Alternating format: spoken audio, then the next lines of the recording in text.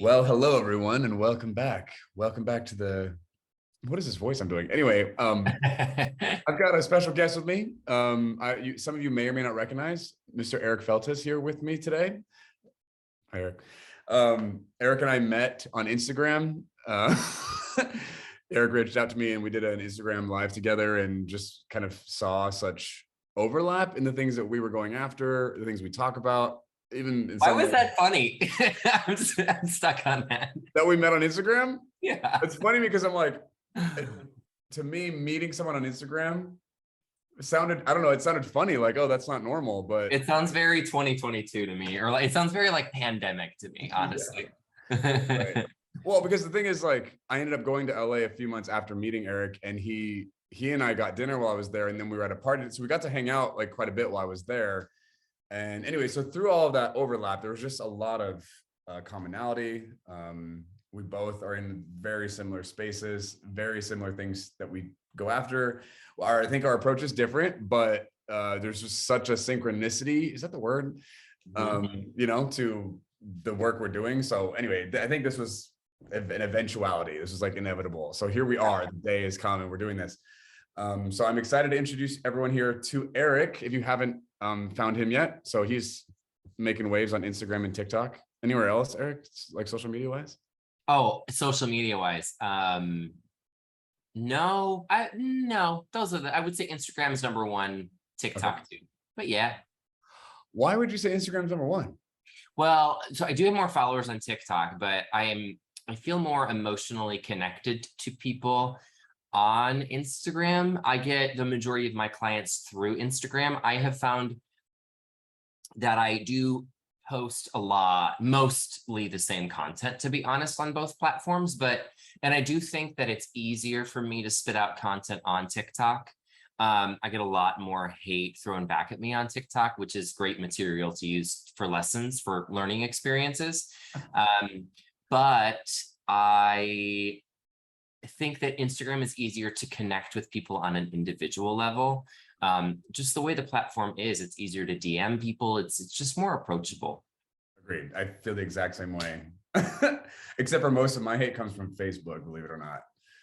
Interesting. I don't have it. That's why I hesitate. I do have a small, Facebook group, but someone early on in my business told me stick with one platform. And together we decided that it is okay for me to be on TikTok and Instagram because it is so similar.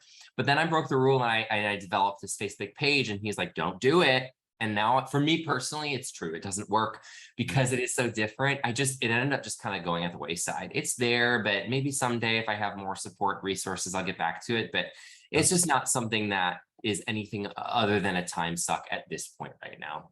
Totally. I don't know that I disagree about my experience either, but listen, but if you're getting those learning, if you're getting presented with opportunities to teach through the assholery of others on Facebook, then I'm all for it. I welcome the assholery in any form it comes. Yes, definitely receiving that. There's a lot of assholery coming my way. Okay, so before we get any further, I want to just say, first of all, everyone, you all know this, but I'm going to say it for the sake of, in case anybody's new. Eric, you have permission to say whatever you want to say, however you want to say it. I'm not interested in censoring you. I don't need you to put on kid gloves when you're speaking to me or any of us. Please say the things the way you would say them. And then the rest of us get to work out, like, what are we going to do with that? Do we agree? Do we hate that? Are we offended? We get to work it out. That's not your job. Yes, I love making people uncomfortable. Mike, have I ever been censored around you that you know of? No, you're right. That's not not in your nature. No. I think that there is like a time there. It doesn't mean I would like to think that it's not. I would like to think that I'm not disrespectful, though. Let me be clear. It's easy for me to joke around about this. And y'all, if you don't know me, you'll notice that I jump very quickly between joking and crying and being vulnerable. But yes, it's okay for us to make jokes, but it's not okay for us to make jokes at the expense of any individuals. It's not okay for us to shame anyone. It's not okay for us to make people feel unsafe. Discomfort is data that you're growing.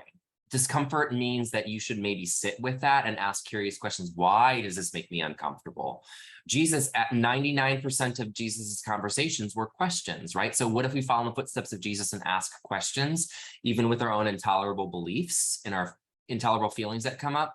that is not the same as using humor as a way to make people feel small. So I just want to be very clear. Eric, I'd love for you to introduce yourself just in terms of like who you are in the world, what you do, just so people have a grid for where you're coming from and all that. Okay, so my name is Eric Feltis. I am a gay life coach that helps other gay men free themselves from church shame. I identify as a Christian with Buddhist tendencies. I believe, for me, my Christianity means that I choose to try to walk in the footsteps of Jesus Christ. I do not have the belief that you need to believe in Jesus to get to heaven. I personally do not believe that Jesus believes that. When Jesus talks about, that you can get to that kingdom of heaven through me, I believe that Jesus is talking about creating a heaven here on earth. I also, words are so interesting, aren't they? And they carry so much weight to different people. The word Christian means something different, I think, to every single person. It holds a lot of trauma for a lot of people. So I think it's important to kind of specify what we mean by some of these words. I also think that Jesus was a Buddha himself. Buddhism is all about finding your inner peace and your inner knowing and choosing love for self, others, and a higher power. I think that's what Jesus did. I'm also an actor in Los Angeles. I'm from right outside Chicago, but I've been in LA for a little over 6 years. I have about 20 houseplants and an awesome dog who is my hiking buddy. And that's a little bit about me. Nice. I love it. Yeah. When I was in LA, we were at a party at a mutual friend's house in, where was that again? Long Beach. Long Beach. Thank you. Long Beach. And And you thought was LA?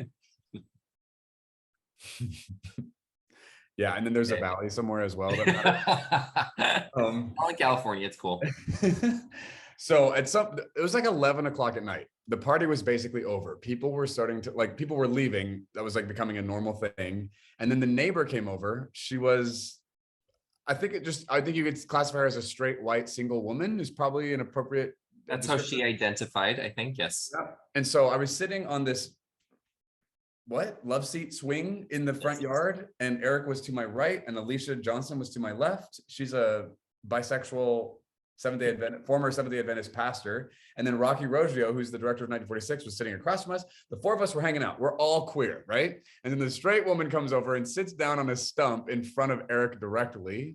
And then that's the scene. And we were having such a great time. We all just felt very relaxed and like at peace and just enjoying the commonality that I don't think was just common to experience all the time. And then walks the neighbor. Eric, take it away.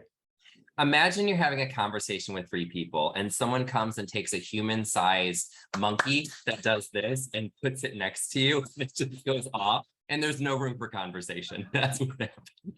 Dang it, I already broke my rule. No, here's the thing. She was absolutely lovely. And I think that I probably would have said that to her face, honestly, and she probably would have laughed. I got the sense that she was performing. It all felt very performative, is what I mean by that, and sort of robbed the opportunity to converse in the way that we were conversing before she came. I think from what I sensed and the very little that I know about her, she seems like a very lovely, good-hearted person that wants to love and understand others. But I felt like she was a little uncomfortable because she was the only straight person in the room. And so it's a really good question if you're not gay. Ask yourself, how many times have you been the only straight person in the room? Question for me, how many times have I been the only white person in the room? I can count the times on one hand, if that. And so it's okay to feel uncomfortable. But what happens is I think we all have our own coping mechanisms. And I think her coping mechanism is performance. I don't think that that's who she is at her core. But I think when she was starting to feel uncomfortable, she started performing a little bit. Am I off base or do you feel like you agree a little bit? No, yeah. Of course. I think. And so, well, Bob, help me out with this because I don't really remember. Yeah. So no, the thing is like she was a non-stop monologuer. She would not stop talking. So literally no room for conversation. No one else could say anything else. And it was such a change from what it had been for right before she got there. It was such a cool atmosphere and everyone was getting to like exchange things. And then she showed up and then she just talked nonstop the whole time. And it was Like, all about how much she loves gay people, wasn't it? Right? yeah.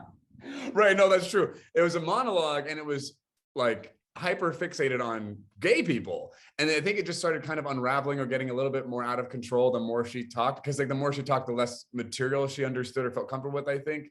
And she was kind of running out of like things she knew were safe to say in the presence of queer people. And then I think the moment that I lost it, no, sorry, you lost it first. And then that was the linchpin for the whole thing just kind of falling apart. She said, she asked you about your family and you said you had a sister. And then she made some kind of comment about how you probably did her hair and her nails or did nails with her growing up, right? Do you remember that? I don't remember that. Oh, okay. Well, she said that to you and you were like, I remember I looked over at you because it was like dead silent when she waited for you to respond. And you were sitting there like this because you had kind of glazed over at this point. So let me also interrupt and say, like, this is also true about me. I'm engaged, I'm a good conversationalist, but when I'm done, I am done. When I reach my limit, like I can't fake it, I check out. I'll be at I get this from my dad, gosh. I'll remember we would be at dinner growing up, like out to dinner at a restaurant. Reminds me of like Applebee's, my Midwest upbringing. And, we would be done and my dad would just go,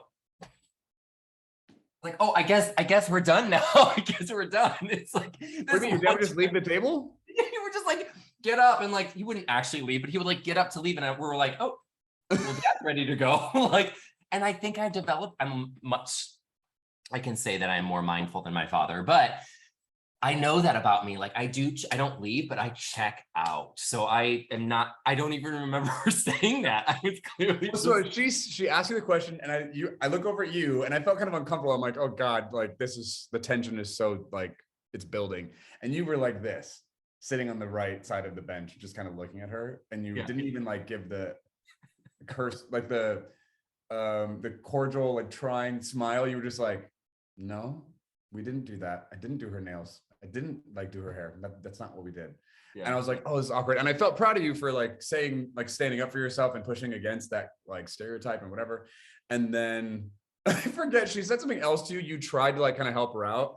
I don't remember what she said, but at some point in the middle of that, you lost it. You just started laughing in the middle of her talking. You just started laughing. And I was like, this is awful. This is awful. You didn't just like chuckle a little bit. You like started physically shaking from laughing so hard. And then that made me start laughing. And then she was laughing too, because I think she was uncomfortable, but like you had already checked out and then you decided to jump off the cliff. And that looked like you just like laughing your head off. And then I think we started crying from laughing so hard because it was so uncomfortable. And then, and then she got up to get some wine. So she left, right? And the four of us were left there and we were kind of like, what just happened, right? We're just kind of like processing like, what just happened to us? And Alicia pointed out, that's probably the first time she's ever been the only straight person in the room. And straight people get very uncomfortable when they're surrounded by queer people because they've never experienced it before. And we're all just used to it, right? And I was like, oh my gosh, that's true. Then I realized like, I didn't notice until that moment that I had actually felt very relaxed and like safe and at home at that party, even though most of these people I didn't know very well. Right. And I wasn't even conscious of that feeling because I'm so used to living life in a guarded state, right? In like I'm going to continue to pivot and adjust and adapt to what everyone else around me expects or is experiencing, in those ways, because it's never my normal, right? So all of a sudden in that space, it was like a totally different space. And then she showed up and it was different again. But that was such a fascinating social experience. I think that's chocolate. She did bring us really good mousse. That's really true. good. It was really good. What was nice about that is like, I didn't feel uncomfortable. I felt annoyed at moments and entertained at other moments and, reaching for compassion in other moments. But I didn't feel uncomfortable. And that was a gift, right? And I think that's what you're describing. And I think that this is one benefit.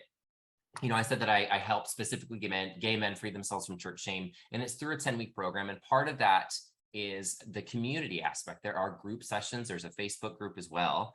And, what I always tell people, so many men that come to me say that, they feel like they are not gay enough for the gay community and they're not Christian enough for the Christian community. And I say, you are enough, period. And how can we practice that enoughness? by putting you in a situation where you feel like you are enough without having to fake it or work on it. How can we do that? Put you with other people who have also who identify as gay, who have also been burned by the church. Some go back to church, some never want to step inside a church again. That's okay. My mission is to help men love themselves deeply and unconditionally like God does. And when you can walk into that Zoom room for the first time and you don't have to come out, because there's nothing to come out of, because we're all in this together. It's such a healing moment. And Mike, I'm so glad that you felt that at that party. How many times have you felt that wholeness before that party? I don't know. I imagine there might have been one or two other times probably, but that was like a new realization in that moment. So it might have been the first time. That sounds dramatic, but no, it does. And that's not to say you can't feel whole with your family or with your friends, right? But that's you sink into that enoughness in a way that you've never experienced before. And it's almost like growing up with a black and white TV your whole life and not knowing anything else exists. And then one day your dad brings home an HD, big screen, flat screen, beautiful color TV. And you didn't know what you were missing. But as soon as you watch that, you're like, oh, this is different. And it's hard to go back to the other, right? To give people that gift is an honor. Yeah. totally. And to feel it myself. I also feel whole. Hurt people, but healed people heal people, right? And so I'm sure I'd love to hear your thoughts on this. I feel in coaching others, I'm kind of coaching myself along the way, because we are reflections of ourselves when we work with our clients. Totally. Totally. Nice. Okay. So I don't know why I asked you to share that story. It's so random, but good stuff came of it. It was marking it was just like such a funny, memorable. I found it to be enjoyable. I actually really enjoyed her. It was, but I liked her as a person, and I was glad we got to have the experience. I was done. You were done. That's done. But I enjoyed her for the time that I enjoyed her until I did. Even like when we helped clean up the party afterward and we were just moving furniture and all the things, she still had me cackling the whole time. Like it just sure, because it's not concentrated in your face the whole time. Okay, so I want people to get to hear from you, your journey, your story. I know you speak and preach and share your story in those ways, in those contexts, and it's a little bit more involved and all that. So I understand this context might not be the same kind of share, but I would love for people to get to hear a bit of your journey and where you came from and how you got where you are today, whatever you feel is pertinent and would like to share in this space. I want to hear it. Yeah, definitely. Well, I grew up in the Midwest. I touched on a little bit of this, just a little bit of it already, Cliff Notes, but I grew up in the Midwest. I grew up Catholic. I have a sister who's 5 years older than me. We both went to Catholic school through 8th grade. She ended up continuing on the Catholic journey to an all-girls Catholic school for high school. I ended up going to a public school in high school, which really saved my life. But in high school, I stopped going to the Catholic Church, and I found an evangelical church that I really resonated with. People often ask me why did I go down that path? Well, for one, hindsight is 2020, but also because there were beautiful things that came of it. And I think I would be doing myself and others a disservice to ignore that. Nothing in its entirety is all good or all evil. Well, some things are, but for the most part, we're all complex beings, and every social structure is also complex. What I loved about this evangelical church is that people were on fire for God. They were excited. It was an excitement and a personal relationship with the higher power that I had never experienced before. There were also a lot of young kids there. Growing up Catholic and going to a Catholic school, going to 2 masses a week, rote prayer, it didn't mean much to me because it's all I knew. And for me personally with rote prayer, I'm not, at least at that age, I'm not really thinking of what I'm saying. I'm just going through the motions. It felt like a check mark. My relationship with God felt like a conditional relationship, and it felt like a check mark. Something to do, right? So I felt like this was a different opportunity to find God. And I love that people were using their own personal words to talk about God. That really made me excited. I also just made some good friends there, and I felt, keyword felt, like I belonged. Brene Brown talks about the difference between fitting in and belonging. Fitting in is cutting off pieces of yourself to be what society says you should be, right? I talk about this in my sermon. The word should belongs in that category of fitting in, right? But belonging is being a part of something that's bigger than you. So you can be seen, safe, and celebrated, not in spite of who you are, but as you are, because of who you are. I think that you and I felt a sense of belonging at that party for that reason, because we were seen, figuratively naked as we are. Now, I felt like I belonged, but in reality, I was pushing away such a big part of me, which was my homosexuality. I came out at 25, and when I came out, both of my parents, the first thing they said was, what did we ever do or say to ever make you feel you could not come out to us? It broke their hearts, which is the best response a parent can have, because they're constantly learning. My mom is my biggest ally. I think the biggest trait of an ally is curiosity. And my mom delights in my life, and she asks curious questions. She asks if I went on a date. She asks a follow-up, unless I ask her not to. But she really delights in knowing me as I am. So when I came out at 25, both my parents said, what did we ever do or say to make you feel you could not come to us with this? Which was just very healing. I think it broke their hearts that I thought that they wouldn't love me. And I really thought that they wouldn't love me. And I think it's important to know this, especially if you're not gay. I can't tell you how many times I hear on a weekly basis, people say that they love me, but I just don't believe it. And why would we? Why would we believe it?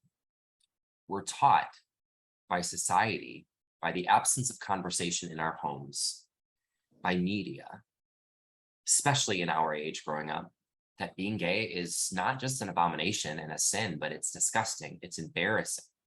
I remember being bullied in middle school and in high school for something that I didn't even necessarily think that I was in so much denial. So what I ended up telling my parents upon reflection years later was, it's not what you said. It's what you didn't say. It was the absence of conversation. There's violence in the silence. And there was a lot of silence around that topic. So I had no space to talk. Shame grows in dark spaces. Shame grows in a closet like fungus. If the door is shut and we're alone with our shame, and we have no one to share that shame with, it will grow. And it grew. And I wanted to be unalive most of my childhood, since puberty. I remember the first time I fantasized about a man, I was in 7th grade. It felt great, but I also thought that I could sort of sweep that feeling under the rug, right? If we're going to get into the anatomy of it, physiological experience of an orgasm feels really good. And then it leaves your body both physically and almost chemically as well, right? You don't have that urge anymore. So I, growing up, sort of tied homosexuality to an orgasm. I thought I could sweep it under the rug, right? So it's something that I could manage and I didn't really have to talk to anyone about. I experienced depression in 7th grade for the first time. And yes, there's a correlation between my depression and recognizing that I was different from the other boys. I didn't make that correlation at that time. But I do remember around the 3rd therapy session, the therapist very casually saying, well, you're probably gay. And I remember never wanting to see him again. I hated him. It made me so uncomfortable. And again, I cried myself to sleep. I prayed the words, dear God, change me, change me, change me. And I truly believed that God would change me. This was even through high school, even into my early 20s. I really believed God would change me because God's promises miracles. And this is wrong. And if this is wrong and God promises miracles, then I will be transformed. And if I'm not, then it's my fault. Then I'm not working hard enough. Then I shouldn't have masturbated. I shouldn't have looked at porn. And I, God forbid, should talk about it.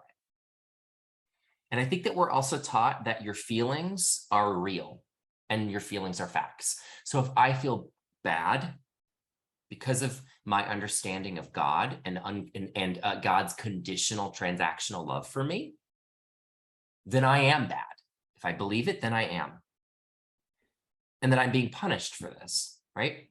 And that good deeds and prayer will make it go away.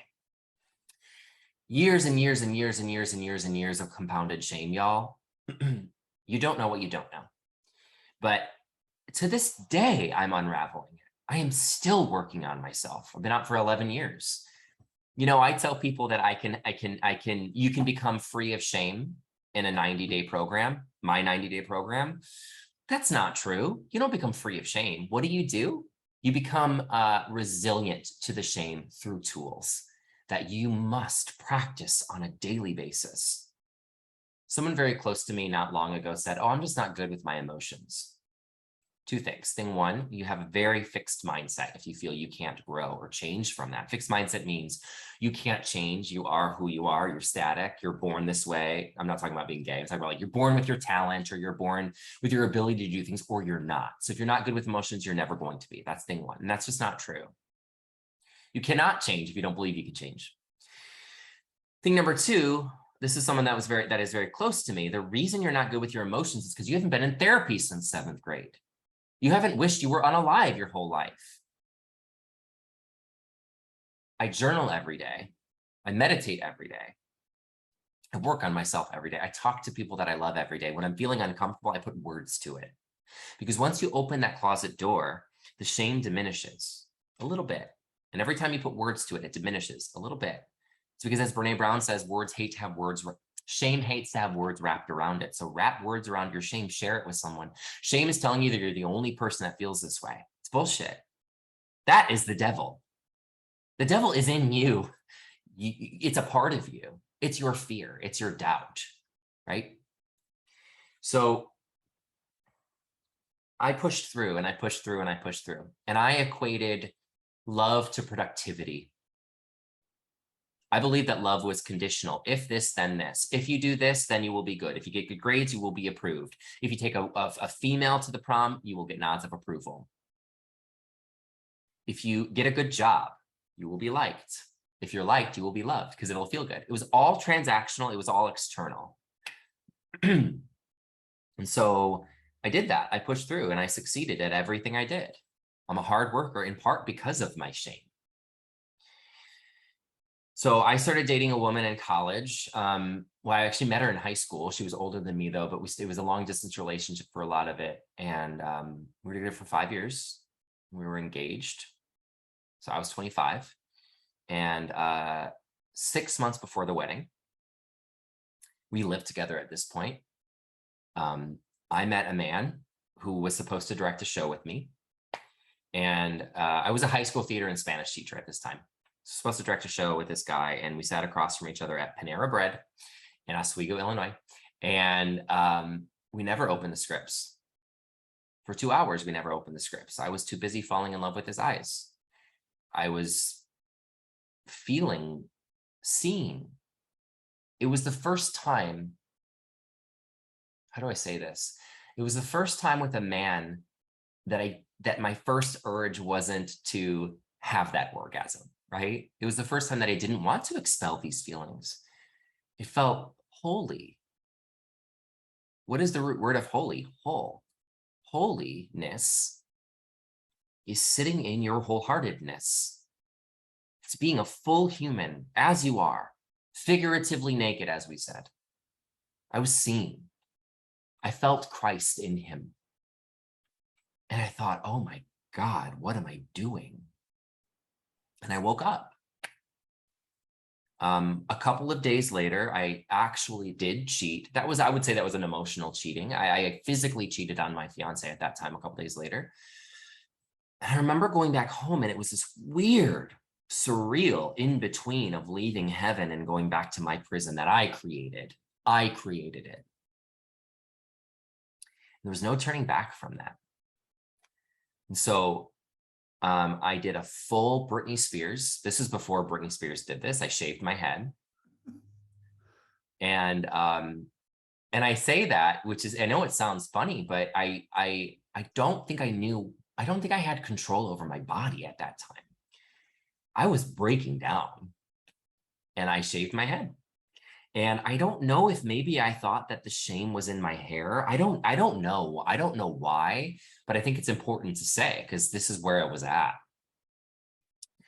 and telling her what I had done. God, I waited in my car the next day after shaving my head. I waited in my car for her to come home, and I was in the garage. Garage door was closed. My car was off. I was sitting in my car. And I called my dad and I said, I cheated on her. And I'm going to tell her.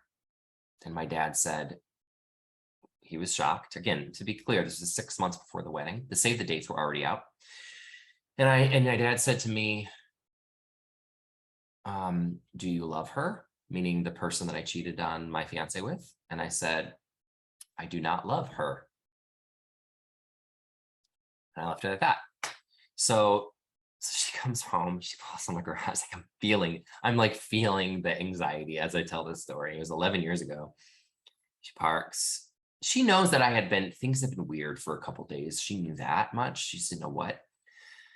She gets out of her car. She sits in my car, and I couldn't look at her. I was looking straight, and I was looking straight ahead. And I said, I have something to tell you. And she goes, okay. And then she said, I know. I was like, oh, okay. And then I said, I cheated on you. And then she said, what? And I was like, wait, what did you know? I never got to that. I don't know what she knew. What? Oh no. But it's that moment when you're like up a roller coaster. And it's like, as soon as you go over, it's like, there's no pulling back. Your stomach drops out of your body, you're down, and you're just on the ride. You just let it take, because you don't know what's going to happen. It's chaos. It felt like chaos. It's free falling. It's also literally, well, not literally, figuratively, a leap of faith. Faith, I believe, is sitting in the discomfort of the unknown and choosing to love yourself anyway. That's faith, letting go of the how. I don't know if I would have given myself that much credit at that time, but that's true. So it takes courage. Courage comes from the root word core, which means to tell means heart. Courage means to tell one's heart. So it takes courage to do these things, y'all. And so then I told her who it was with. And it was just, I mean, all hell broke loose. It was awful. It was awful. I can only imagine what she was going through at that time, how painful and scary and embarrassing it was for her. Especially since I had just asked her to marry me 6 months before. By the way, the 6 months of being engaged was some of the worst moments of my life, because there was so much pressure that I put on myself. I just felt like that was the next thing you do. And I thought that if I keep doing these actions, I will rid myself of this. It was awful. I mean, it was like a pressure cooker, and I was miserable. My parents told me that I was not good to her after I came out. They're like, I guess they had conversations in bed while I was with her for these 5 years, thinking, and they asked each other questions like, what did we do to raise a son like this? I was I was visibly miserable. And misery just, it's not easy to take care of people when you're miserable.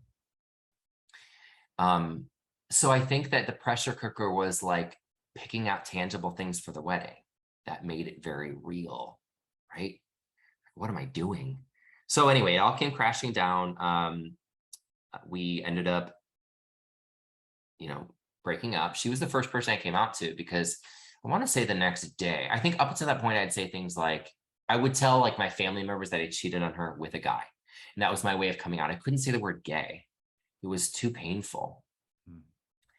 I would say like homosexual tendencies often, because that separates me from it, which is something I hear from a lot of side B people. A side B Christian is a Christian who identifies as same-sex attracted, but don't believe it's okay to act on it, so they don't, because they put their identity in Christ, which I understand the justification, but I think it's for a lack of a more compassionate word, I believe it's a cop-out, because you are cutting off a piece of yourself. I think Christ wants us to love all of us. So then the next day she said, so are you gay? And I said, I don't know. And she says, you still don't know? And I said, okay, I am. I ripped the Band-Aid off. I said it to her for the first time. And that was the first time I ever said I'm gay, was to her, the person that I hurt the most, the person that I've betrayed the most in this world. And yeah, then I slowly came out to people. And I think that I thought that coming out would make my life easy. Coming out does not make your life easy. Coming out makes your life authentic. It's real. It becomes real. The problems you have are not in a closet anymore. You can take the problems out and spread them around the room. And it almost becomes like moving, right? Like when we move, our house, our apartment gets messier before it gets tidier. So in the deconstruction process of figuring out what it means to be gay, everything exploded. And I realized who loved me versus who said they loved me. And that's where I saw the ugliness. I also saw some of the beautiful moments there. Some people did, I would say 2 or 3 people came out of the woodwork to support me from that church. Most people didn't want anything to do with me. I got a letter from someone apologizing that he didn't try harder. I didn't tell you the story, but during my time, I did express my homosexual tendencies to my pastor. My pastor kind of set me up with this guy who also struggled with homosexual tendency, who was married to a woman and had kids. And I asked him point blank once, is sex enjoyable? And he was so sad. He just looked so empty. And I know that that's how I looked at that time. No life. There was no life. And he said he still struggles. And he said that most of the time having sex with his wife felt like he was masturbating in another body. So this conversion therapy bullshit, this, trying to change who you are causes so much destruction. So he ended up sending me an apology letter. I'm sorry for not trying harder. And look, I threw it away. I wish I didn't throw it away, but I'm the kind of person that with a breakup, with anything that's over, I don't want any sign of it anymore. People deal with tragedy in different ways. That's me. I don't want any sign of it. So I did throw it away. But I wish I hadn't. And I have so much more compassion for him now. Compassion means to suffer with others. I mean, Jesus is the ultimate sign of compassion. God loves us so much that God formed himself in human flesh to suffer with us. That is the ultimate form of unconditional love.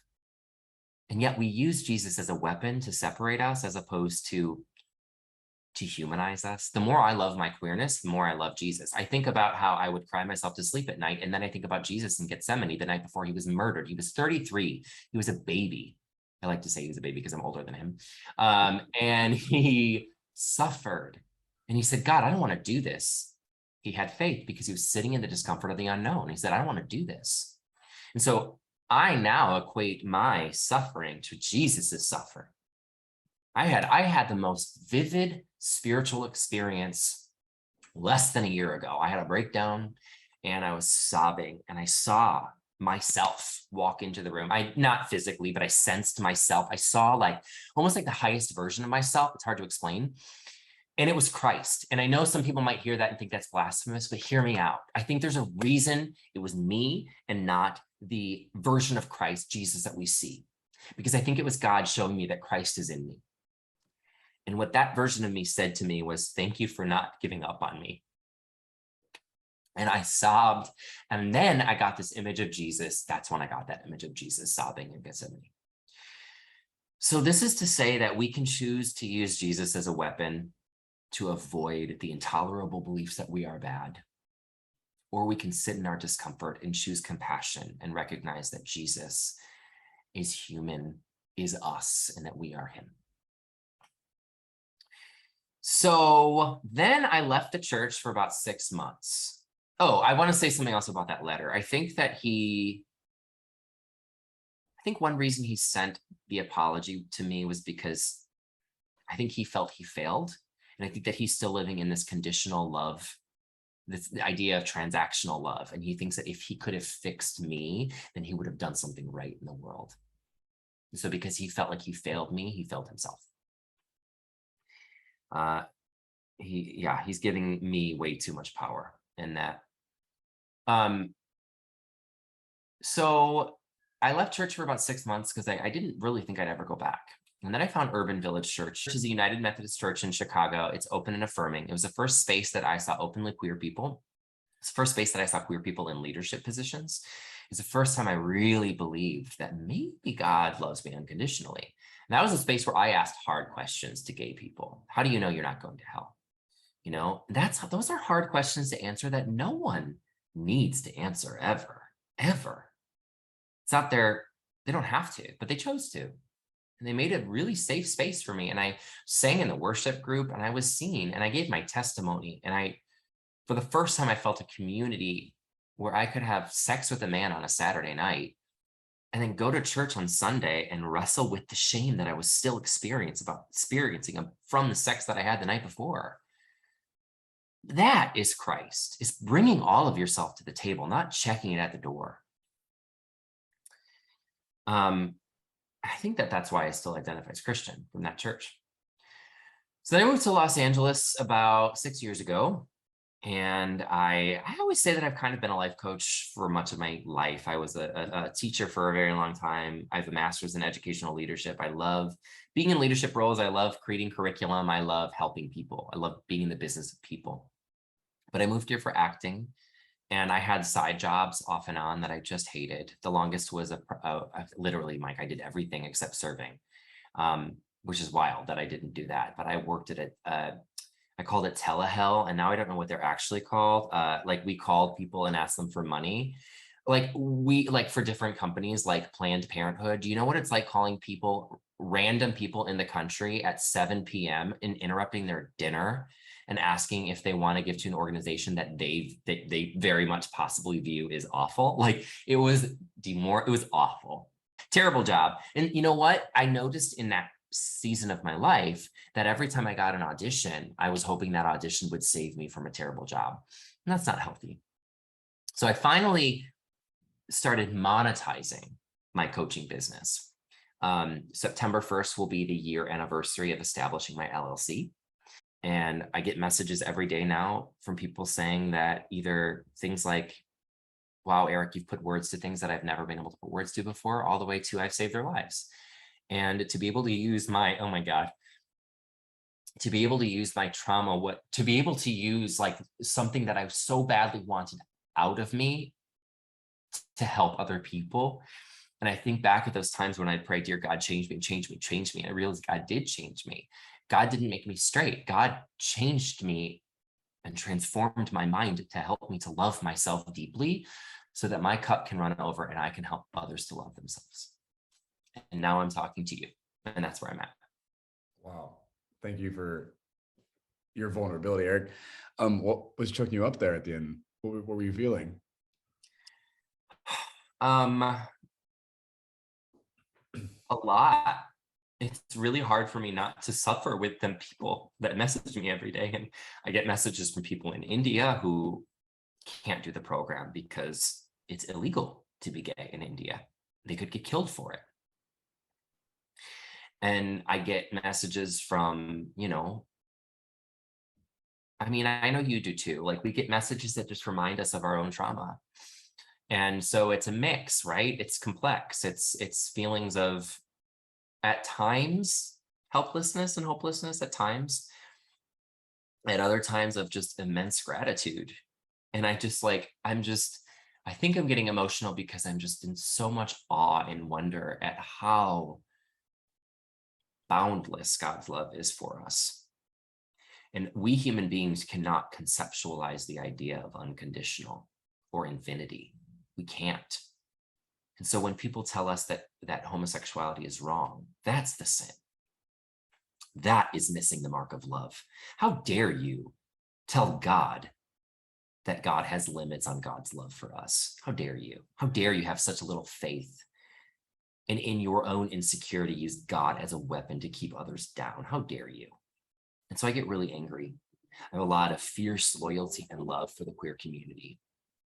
Yeah, for sure. Thank you for sharing. It's a gift getting to hear not just your story, but also like experience your heart, in the midst of you recalling those things. Cause yeah, there's depth there, obviously, right? And you've like touched places in God that I think a lot of people, either can't articulate, don't ever experience, or don't know what to do with, or don't have a weight.